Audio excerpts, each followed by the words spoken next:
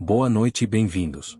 Esta noite vamos mergulhar num dos capítulos mais antigos da narrativa humana, a estranha e fascinante história dos Anunnaki. Se nunca ouviu falar deles, os Anunnaki eram um grupo de deuses mencionados pela primeira vez nas tábuas cuneiformes da Mesopotâmia há mais de 4.000 anos.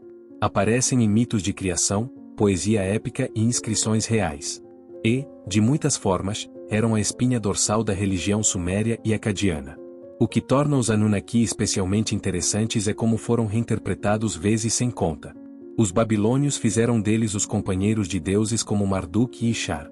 Mais tarde, textos assírios deram-lhes outras funções.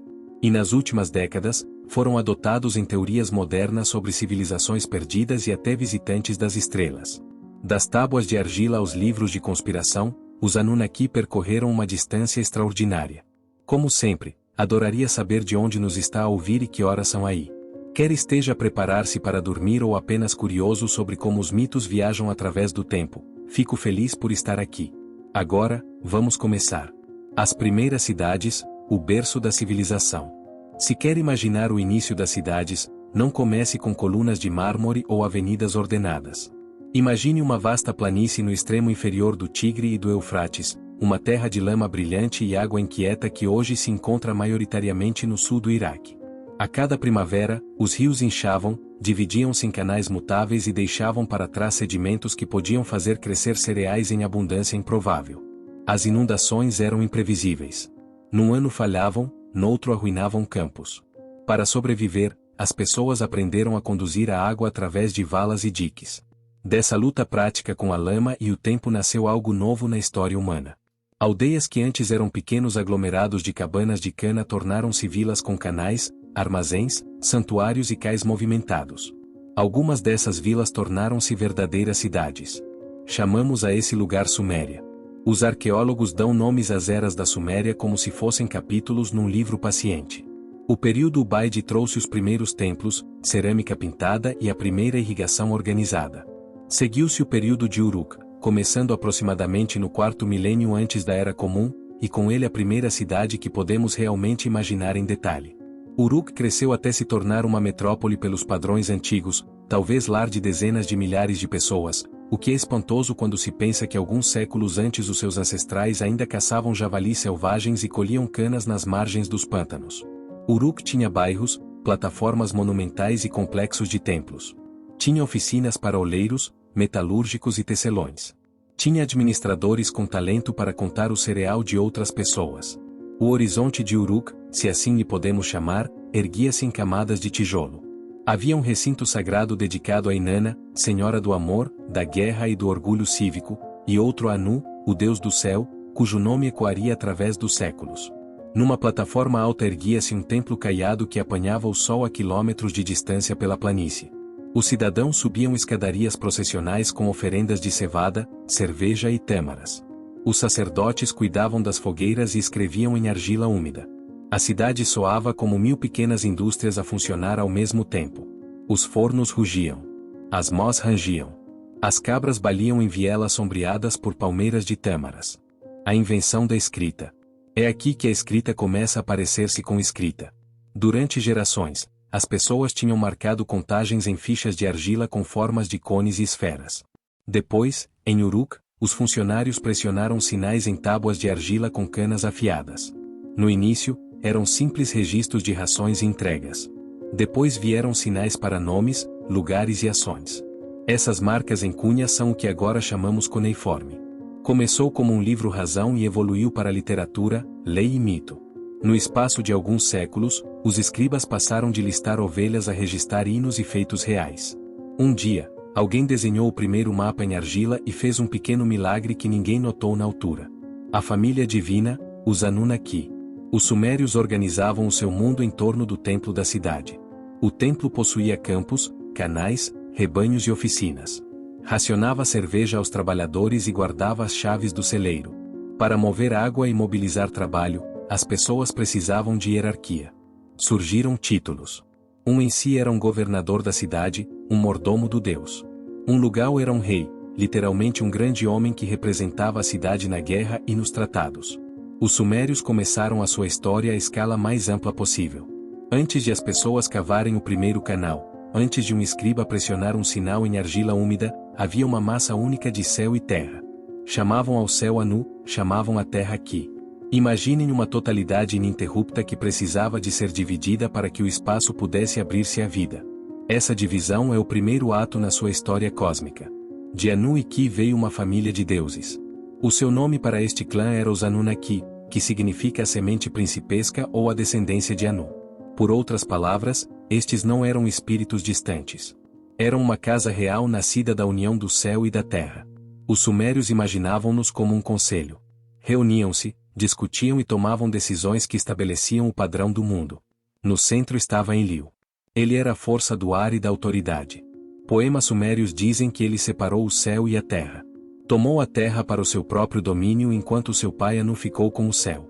Esta não foi uma batalha violenta à maneira como os mitos posteriores imaginariam tais cenas. Foi um ato que criou ordem. Esse poder é Enki.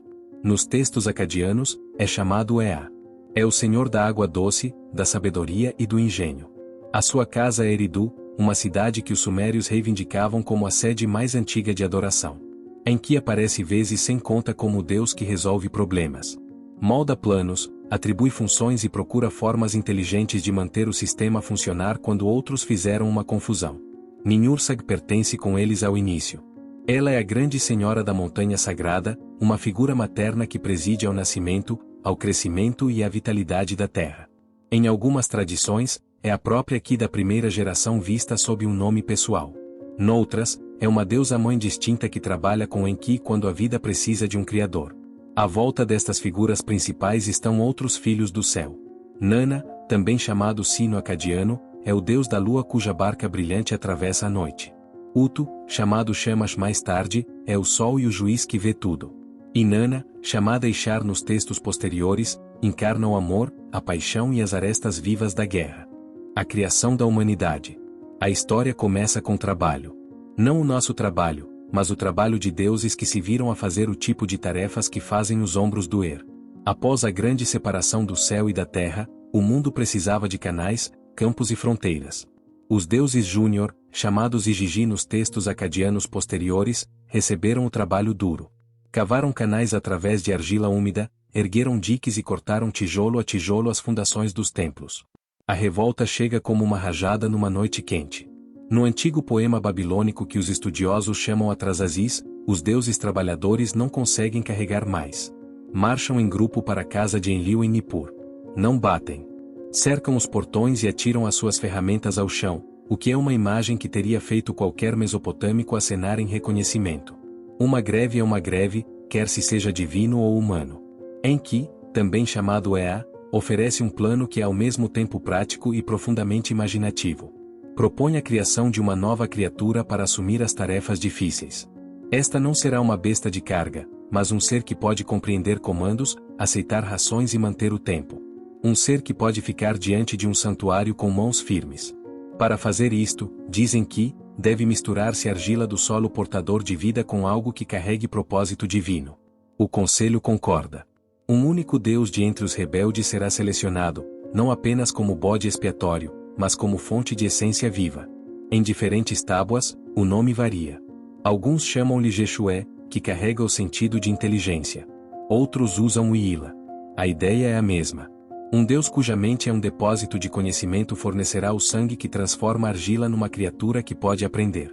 A cena na oficina parece vívida mesmo numa tábua partida. Nintu, também conhecida como Ninhursag ou Mami, assume a liderança como deusa do nascimento. A Enki traz argila das águas profundas sob a terra, o domínio de água doce que os sumérios chamavam Abzu. O sangue do deus escolhido é misturado na argila. Rituais são falados sobre a taça. 7 e 7 deusas do nascimento são reunidas, cada uma para moldar e carregar uma porção.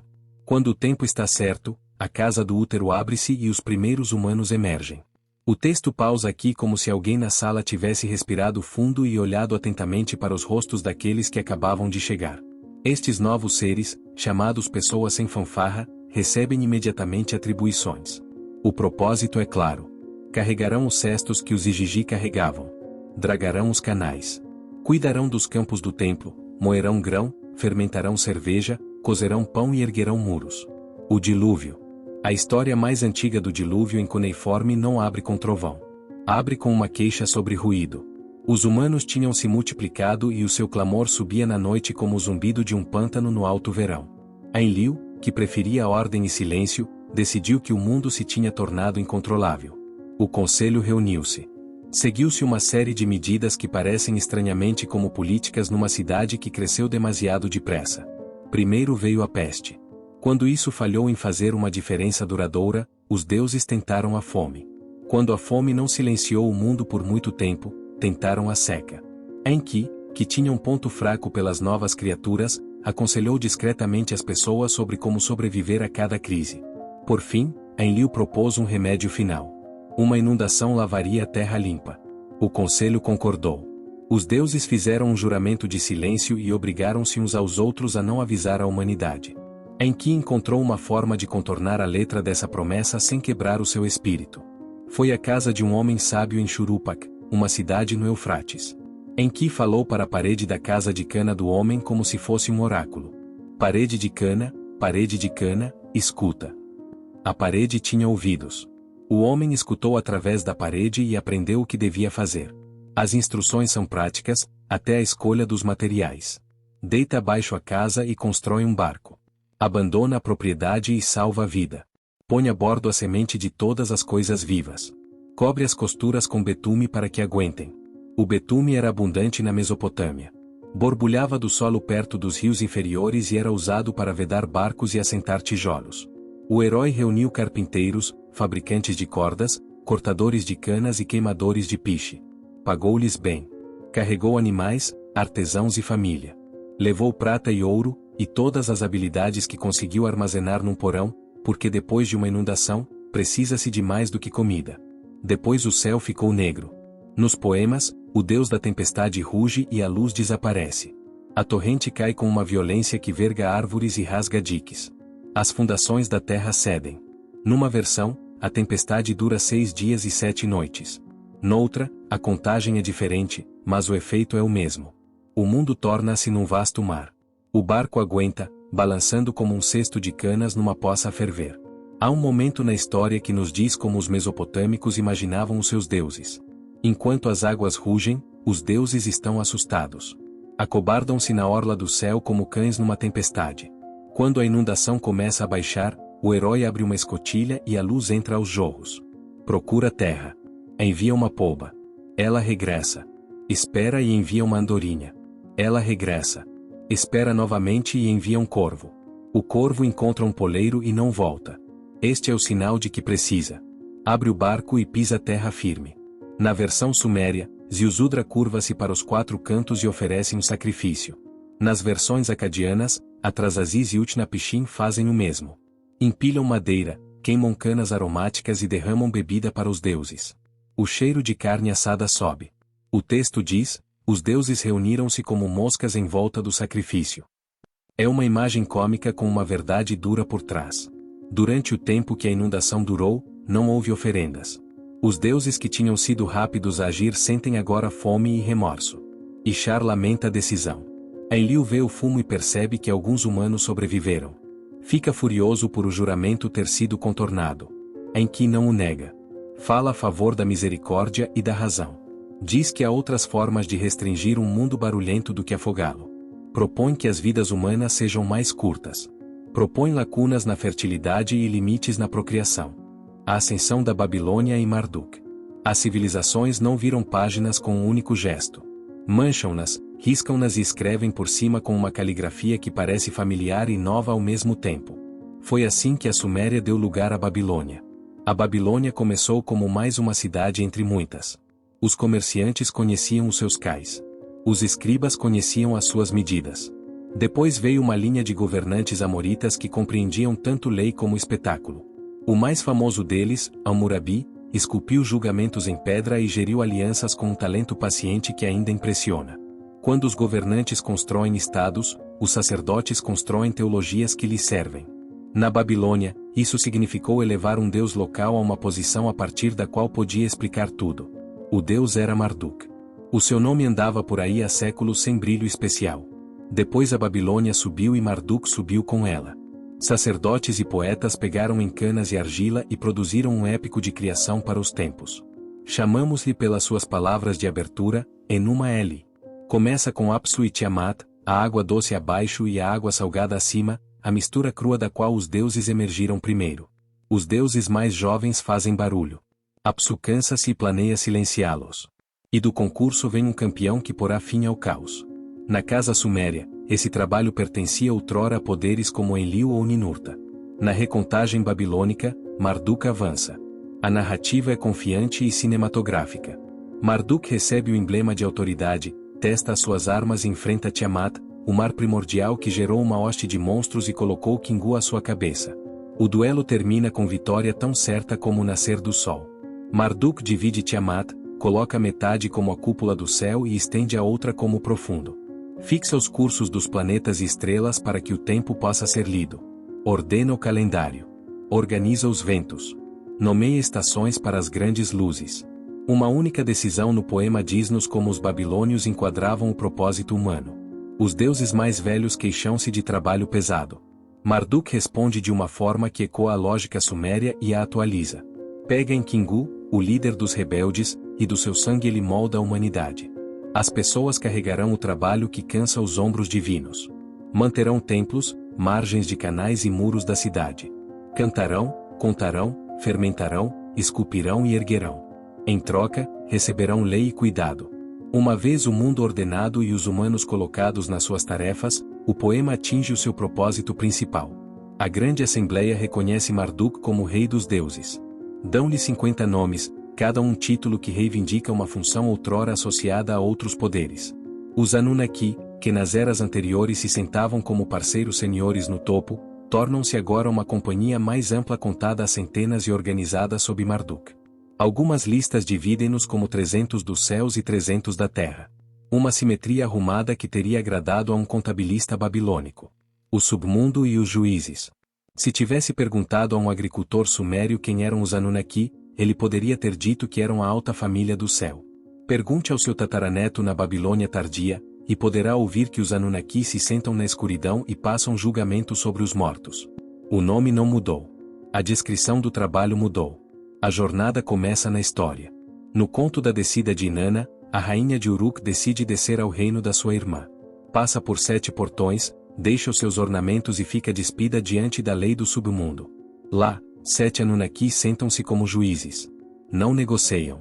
Declaram culpa e fixam uma penalidade.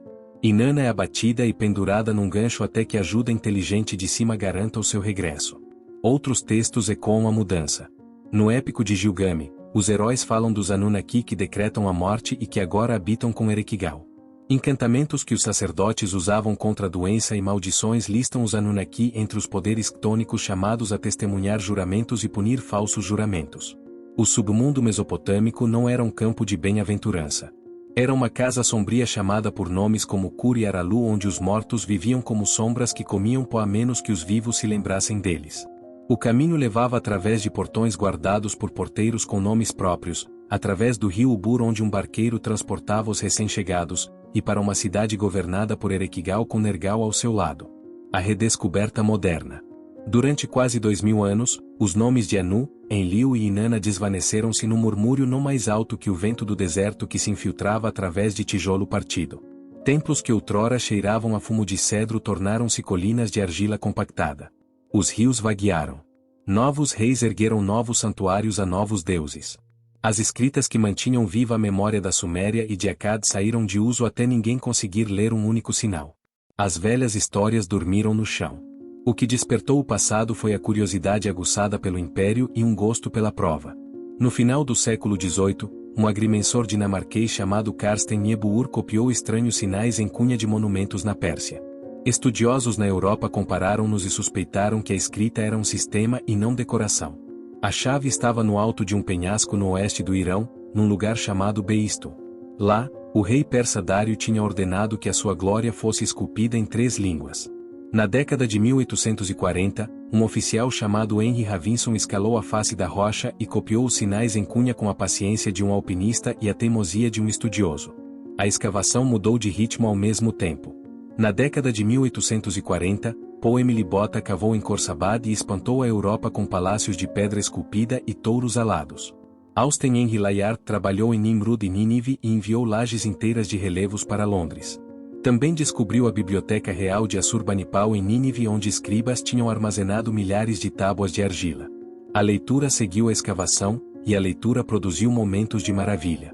Em 1872, um jovem assistente de museu chamado George Smith juntou uma tábua partida e percebeu que estava a olhar para uma história do dilúvio mais antiga do que a do Gênesis.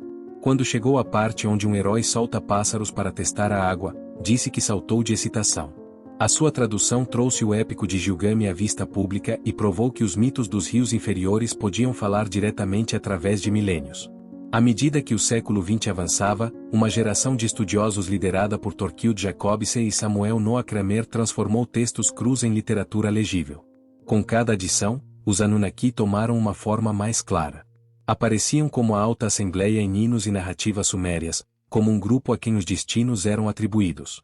Na tradição acadiana posterior, apareciam como juízes do submundo. A vida moderna dos Anunnaki.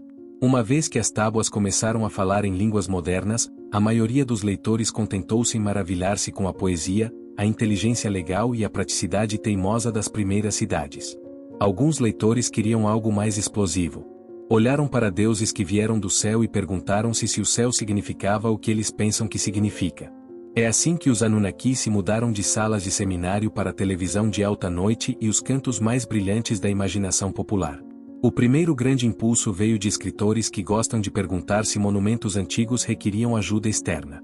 Na década de 1960, um hoteleiro suíço chamado Erich von Däniken encheu páginas com fotos e perguntas. Pedras antigas mostravam foguetões? Mitos antigos descreviam máquinas? O seu livro vendeu em grande número porque a ideia é lisonjeira. O salto que colocou os Anunnaki no centro veio a seguir. Na década de 1970, Zecharia Sitchin publicou um livro com uma afirmação ousada. Disse que os sumérios não só contavam mitos. Registravam história de um tempo em que um planeta errante varria perto da Terra numa órbita longa e fria.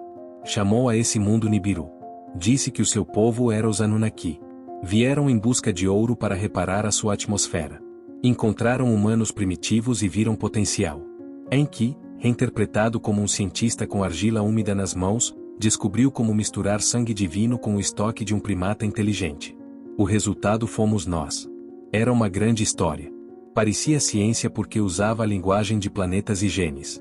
Parecia teologia porque dava propósito à criação e um papel a deuses que agora tinham cartas estelares. Leitores aos milhões compraram a ideia.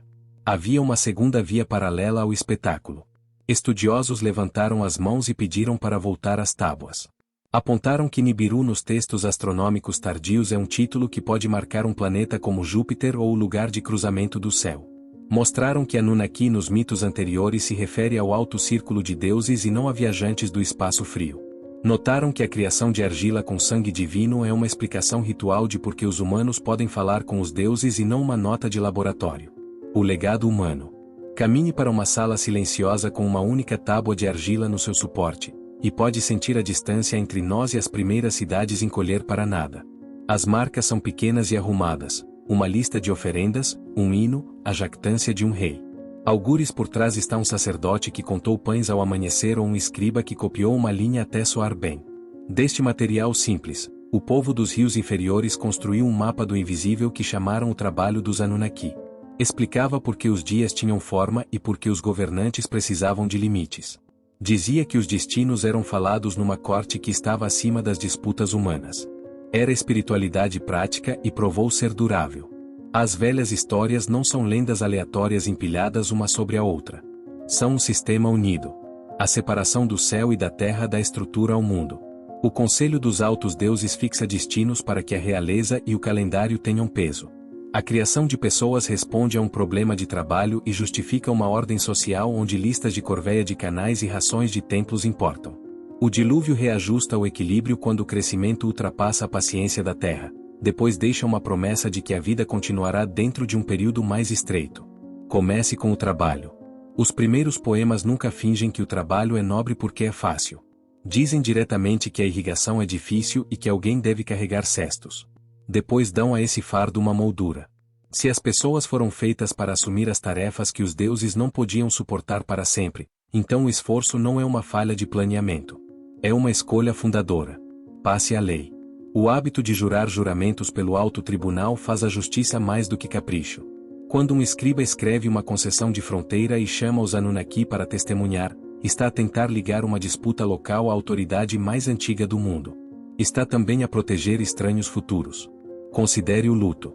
A vida após a morte mesopotâmica é sombria e escassa.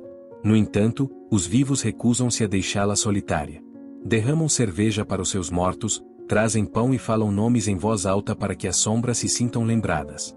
Os Anunnaki, como juízes abaixo, não são apenas assustadores. São uma garantia de que as histórias não terminam numa vala. Pense no poder. Os reis marcham através dos textos com mais cerimônia do que a maioria de nós consegue suportar. Mas sob os desfiles está uma regra que os corta ao tamanho. A realeza é emprestada. Desce. Pode ser revogada. As histórias também treinam a atenção. Os presságios levam as pessoas a olhar para cima e para fora, não para congelar em medo, mas para reunir mais informação antes de agir. Um anel lunar e um vento de oeste significam que não é uma boa semana para arranjar uma briga nas colinas. Um nascimento estranho num rebanho de vacas avisa de tensão no ano seguinte, por isso reforcem as margens dos canais. Os mitos também recusam-se a tornar a virtude simples. A Enlil representa a autoridade e às vezes balança demasiado forte. A Enki representa a misericórdia e às vezes dobra as regras para salvar vidas. Inanna representa desejo e ambição, que podem construir cidades e começar guerras. Utu representa a justiça e é-lhe pedido que leia corações assim como tábuas. Estes retratos são inflexíveis. Nenhum deus é um desenho animado. Nenhum impulso é puro. Um leitor aprende a valorizar o equilíbrio e a desconfiar de qualquer qualidade única que afirme governar sozinha. Aproxime a câmara e pode ver cenas diárias que as histórias santificam sem alarde. Um cervejeiro retira espuma num pátio e deita o primeiro copo no chão para o deus. Uma equipa de canal descansa à sombra para comer tâmaras e pão achatado, depois regressa para erguer cestos numa corrente que corre como uma batida de tambor. Um pastor chama o seu rebanho de um dique enquanto um escriba espera com um estilete para contar a contagem. Uma parteira mergulha um pano em água fresca enquanto uma família murmura um hino à mãe de todos os vivos. Quando o Alto Conselho abençoa a cidade, são estas tarefas que se tornam mais fáceis por uma estação. O mito dá-lhes uma moldura e um agradecimento. Mesmo a guerra é trazida dentro de regras. Antes de uma campanha, os reis consultam presságios e sacerdotes. Fazem oferendas e juram que pouparão certos santuários. Quando a estação termina, penduram as armas e marcam um festival que remenda a vida cívica. Os Anunnaki não proíbem a violência. Domesticam-na. Exigem que o poder responda à expectativa. A história humana também inclui um gosto por segundas oportunidades. O dilúvio termina com arrependimento e um novo plano em vez de uma jactância. Inanna regressa do submundo através de uma substituição negociada que mantém as regras enquanto deixa a vida recomeçar. Mesmo maldições em pedras de fronteira incluem uma linha que diz que os deuses abençoarão qualquer um que restaure o que foi partido. A misericórdia tece através da conversa dura porque as pessoas não podem viver só de lei. É fácil pensar que a crença num conselho de deuses pertence a um passado distante. Depois nota-se quanto da nossa vida ainda ecoa ao padrão mais antigo. Empresas e tribunais sentam-se em salas e decretam resultados que moldam anos para milhares. Construímos calendários que nos dizem quando plantar, quando pagar, quando reunir e quando descansar. Mantemos livros razão e esperamos que estranhos os honrem. Derramamos bebidas por amigos ausentes e falamos nomes em sepulturas. Esperamos que alguém para além da sala mantenha um registro do que foi justo e do que foi mesquinho. Os rótulos mudaram. Os hábitos não. O que os Anunnaki oferecem no final não é um conjunto de imagens exóticas, mas uma forma de equiparar a escala humana à escala cósmica.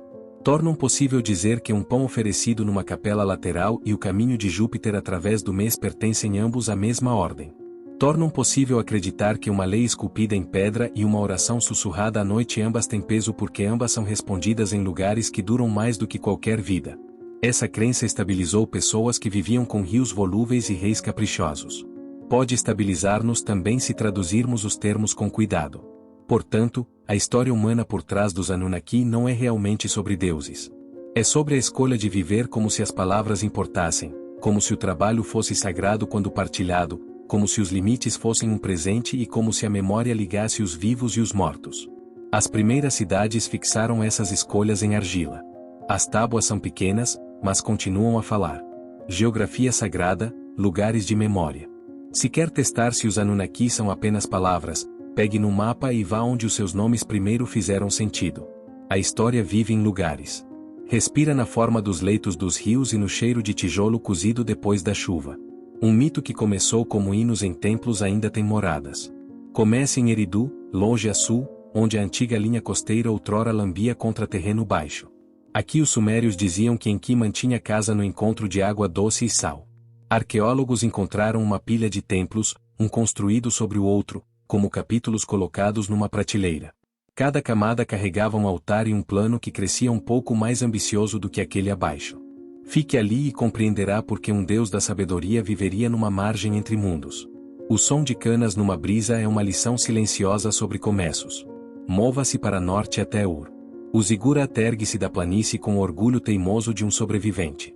Volei limpou as suas escadarias e encontrou o cemitério real nas proximidades, onde ouro, lápis-lazuli e cornalina jaziam com liras e carroças num desfile de despedida. Pode traçar a rota de um cortejo fúnebre na sua cabeça. Músicos lideravam. Acompanhantes seguiam. Uma rainha descia para uma câmara mobilada como se para uma noite que nunca terminaria. A lógica era clara. O submundo também precisa de civilidade. Quando hinos falam de juízes abaixo, fazem-no numa cultura que embalou uma lâmpada e uma taça para a viagem. Uruk ainda se espalha como um pequeno país. Outrora continha bairros para Inanna e Anu, com plataformas e salões que podiam conter multidões cujas vozes rolariam como ondas através de tijolo iluminado pelo sol. Uruk deu-nos a escrita e o primeiro argumento sobre para que serve uma cidade. Caminhe pelos seus montes e quase pode ouvir os cliques de estiletes e o ranger de carroças carregadas em vielas ladeadas por paredes de lama. Quando um conto diz que Inanna navegou para casa com os presentes da cultura, Uruk é a cidade que ela tornou digna da carga. Nippur parece modesto à distância, um emaranhado de terra em montículo com tijolo cozido a espreitar. Mas este foi o assento de Enlil e o lugar onde reis procuravam o direito de governar. O recinto de Ekur dá a ideia de um conselho cósmico, uma planta baixa. Pátios, armazéns, escadarias e altares são peças de um campus funcional onde petições subiam com incenso e tábuas de argila moviam-se como memorandos entre salas. O pensamento de que os Anunnaki decretavam destinos faz sentido quando percorre os restos de um complexo construído para transformar votos e oferendas em resultados. Lagak fica nas terras planas como um livro deixado aberto. Aqui as primeiras reformas legais foram esculpidas por um governante que queria conter abusos e defender os fracos. Textos desta cidade têm amor da cidade de atas tomadas numa reunião tensa. Falam de direitos de pesca em canais, de rações e de funcionários que tinham aprendido a levar demasiado. Os deuses de um alto conselho importavam aqui porque alguém tinha de manter a linha quando os fortes se inclinavam duramente sobre os restantes. Ki foi uma sentinela do norte. A lista de reis dá-lhe a honra de governar após o dilúvio. Os seus teus ainda mantêm a cor de terra de longos anos de sol. Exércitos passavam para cima e para baixo por estes campos a caminho de disputas que conhecemos apenas de tábuas quebradas. Uma cidade que vigia uma fronteira aprende a amar documentos. Também aprende que Deus lhe chamar quando deve insistir que uma promessa perdure quando um trono cai. Churupak dá um tipo diferente de arrepio. Esta é a cidade que narradores posteriores nomearam como o lar do herói do dilúvio. Escavações expuseram uma faixa de argila de rio que sugere uma inundação catastrófica no início do terceiro milênio. Não o fim do mundo, mas o fim dos planos de uma geração. Leia o conto do dilúvio depois de manusear essa terra, e torna-se plausível de uma forma nova. Um conselho que decide reiniciar o mundo soa como a resposta de um poeta a uma cidade a correr para reconstruir. Do outro lado do Tigre está Assur, uma cidade que daria o seu nome a um império. O seu deus, também chamado Assur, assumiu papéis outrora preenchidos por poderes do sul mais antigos. Palácios erguiam-se ao longo do rio com pátios onde reis exibiam relevos de caças e batalhas em longos corredores frescos. Os seus escribas mantinham listas de presságios e rituais porque mesmo um estado que ganha frequentemente quer uma sensação de que vitórias e derrotas são mais do que sorte. Numa curva do Eufrates ficava Mari, um centro fluvial onde palácios continham centenas de salas e arquivos inchavam com cartas.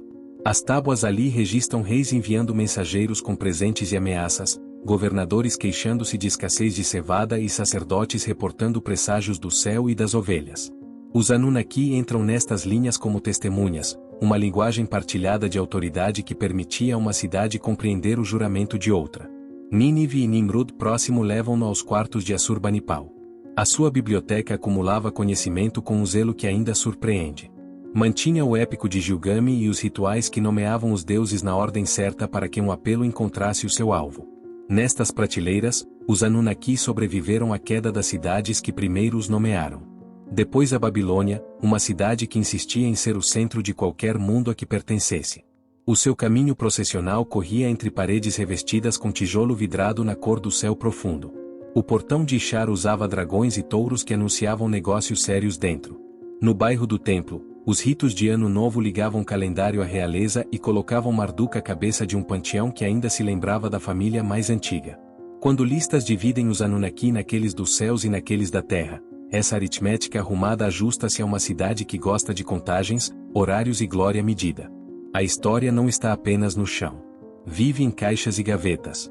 O Museu do Iraque em Bagdad guarda riquezas que contam todo o arco, desde cerâmica pré-histórica até as tábuas que nomeiam os altos deuses. O Museu Britânico abriga a tábua do dilúvio que fez um jovem leitor saltar da sua cadeira. O Louvre mantém reis em pedra que ainda olham como homens que pretendem ser obedecidos. Os museus de Berlim guardam um portão que brilha mesmo à luz moderna. O que nota quando liga estes pontos é quão completamente as ideias se agarram à geografia. Um deus de águas doces pertence a Eridu porque a planície precisa de água doce para viver. Um conselho que fixa destinos pertence a Nippur porque cada cidade enviava orações para lá. Juízes do submundo encaixam-se numa sociedade que enterrava os seus mortos com lâmpadas e falava ritos mensais em sepulturas. Os Anunnaki não são abstrações flutuantes. São títulos que tomaram forma onde pessoas reais cavavam, contavam, juravam e esperavam. A fusão de mito e realidade. Afaste-se das tábuas e ruínas e vê um padrão simples.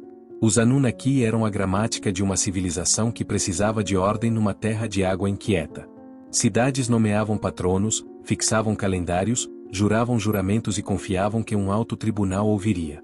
Quando impérios subiram, o conselho foi reorganizado. Quando impérios caíram, os nomes sobreviveram em bibliotecas que duraram mais do que as suas paredes. Leitores modernos emprestaram o termo para novos contos, mas o núcleo permaneceu o mesmo. É uma promessa de que trabalho, lei, memória e destino podem ser falados claramente e mantidos. A história termina onde começou, na planície. Um degrau de zigurata aquecido pelo sol. Uma curva de canal forrada com canas. Uma tábua que ainda carrega uma impressão digital. As vozes por trás delas foram-se. No entanto, o sistema que construíram ainda pode ser lido. Diz-nos para contar cuidadosamente, para partilhar fardos, para respeitar fronteiras e para deixar espaço para a misericórdia.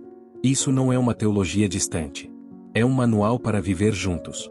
Quando pensa nos Anunnaki agora, não pense em extraterrestres ou em conspirações ocultas. Pense numa sala de conselho onde decisões eram tomadas com cuidado. Pense em escribas que pressionavam sinais em argila úmida e sabiam que as suas palavras contavam.